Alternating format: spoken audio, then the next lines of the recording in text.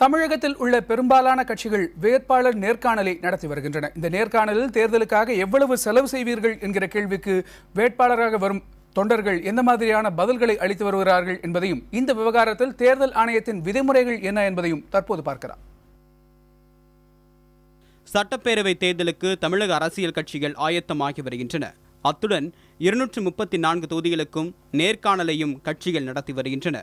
நேர்காணலில் முன்வைக்கப்படும் பிரதான கேள்வி எவ்வளவு செலவு செய்வீர்கள் என்பதுதான். இதற்கு நேர்காணலுக்கு வருபவர்களும் 50 லட்சத்தில் ஆரம்பித்து 3 கோடி ரூபாய் வரை செலவு செய்ய தயார் என்று கூறி வருகின்றனர். திமுக கொடுத்தா ஜெயிக்குமா அப்படின்னாங்க. அந்த மாதிரி வேறு ஏதாவது சோர்ஸ் இருந்தால் எவ்வளோ செலவு பண்ணுவீங்க, எந்தெந்த 1 கோடிக்கு மேலே செலவு பண்ணுறதுன்னு சொல்லியிருக்கிறேன். கேட்குறாங்க 1 கோடிக்கு மேலே செலவு பண்ணுறேன்னு சொல்லிக்கிறேன். அதுக்கு மேலே செலவு பண்ணுற வாய்ப்பு இருக்குதான்னு மக்கள் மத்தியில் நல்ல திமுக செல்வாங்க. திமுக கொடுத்தா கெங்குவேலி தொகுதி அமோக வெற்றி பெறும். தேர்தல் ஆணைய விதிமுறைப்படி ஒரு வேட்பாளர் ஒரு தொகுதிக்கு 16 லட்சம் ரூபாய் மட்டுமே செலவழிக்க முடியும்.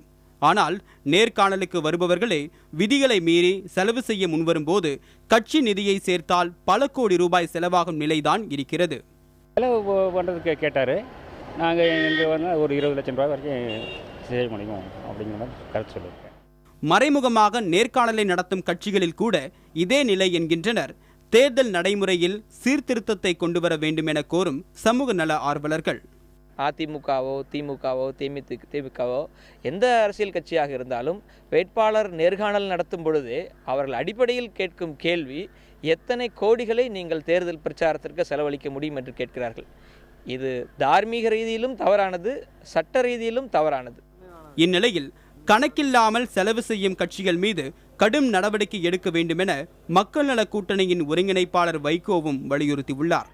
இதுகுறித்து தமிழக தலைமை தேர்தல் அதிகாரி ராஜேஷ் லக்கானியிடம் கேட்டபொழுது, தேர்தல் தேதி அறிவிக்கப்பட்ட பிறகு வேட்பாளர்களுடைய செலவை கண்காணிப்பதற்கு குழு அமைக்கப்படும் என்றும், வரம்பு மீறி செலவு செய்யும் வேட்பாளர்கள் மீது சட்ட ரீதியாக நடவடிக்கை எடுக்கப்படும் என்றும் தெரிவித்திருக்கிறார்.